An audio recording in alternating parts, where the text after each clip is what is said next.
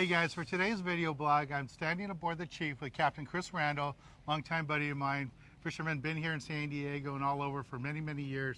He's one of the best skippers on the coast, and he is a good fishing expert, true fishing expert. And Chris, can you give my viewers a little tip on how they can be more successful when they come out fishing? Sure, absolutely. The number one thing you can do is learn how to cast. Getting that bait away from the boat on the right side of the boat, which is usually upwind, and getting that bait to swim, picking a good bait, take the time at the handwell, cradle it in your hand, pin it on, and don't walk around the boat with it. Get it in the water as quick as you can. And if you can't cast, there's an alternate route to go. I'm not a super big fan of these, but that you can cast this much more effectively than you can one of those.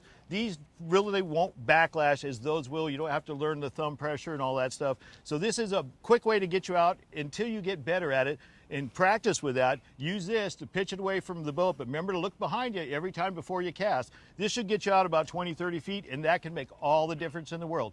Getting that bait out away into the strike zone, and this is a very good go-to plan B. Right, yeah, and make sure if you're going to get spinning gear, you get good quality spinning gear. You can go to your local tackle store, talk to the guys there, and ask them, tell them if you're going to go for a calico bass trip or if you're going to go offshore for tuna and yellowtail. There are spinning gears that you can use for that, but like Chris says, you really need to learn how to fish this eventually. And there's all kinds of ways to practice this. What are some little tips you give people practicing? Well, one of the ways that I tell people, and this may sound kind of funny, is you get a bottle of water, a sinker, a pair of dikes, and a little spool of line. Find an empty field or school somewhere and get it wet so you're simulating the actual conditions you would have on the boat because your line's going to be wet. 10 o'clock to 2 o'clock your cast, let go, and right before the sinker hits the ground, slow the spool down, and you'll slowly get a feel for when and how to use this reel. And if you get a backlash, you cut it out, start over, tie your sinker on, do this for a half hour until you get tired of it. And like I say, use a bottle of water though, because it'll actually simulate real life conditions, and you will improve your casting. Right. It's really good you learn. I mean, it's very important you learn how to use this. Yeah. Because when you get in, once you get to the stage where you're fishing on boats like this aboard the Chief out of San Diego, fishing for yellowtail, tuna, dorado, you're going to be fishing this kind of gear most of the time. And it's really important that you step up your game to learn how to use this tackle.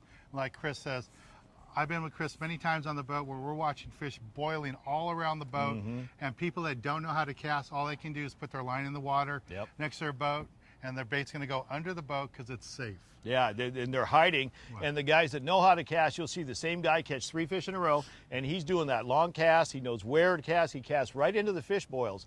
This will get you by, but it's not the end solution. This is just a stopgap to keep you in the game till you get proficient with the correct rod and reel. Right, and once you learn how to use conventional gear, you're really going to enjoy this sport. You'll never go back to this again.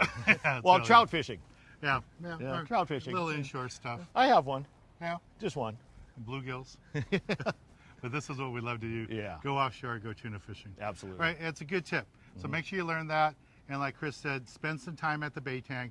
Pick out a good live bait. If you pick a good lively bait and you learn how to cast, you can get away from the boat.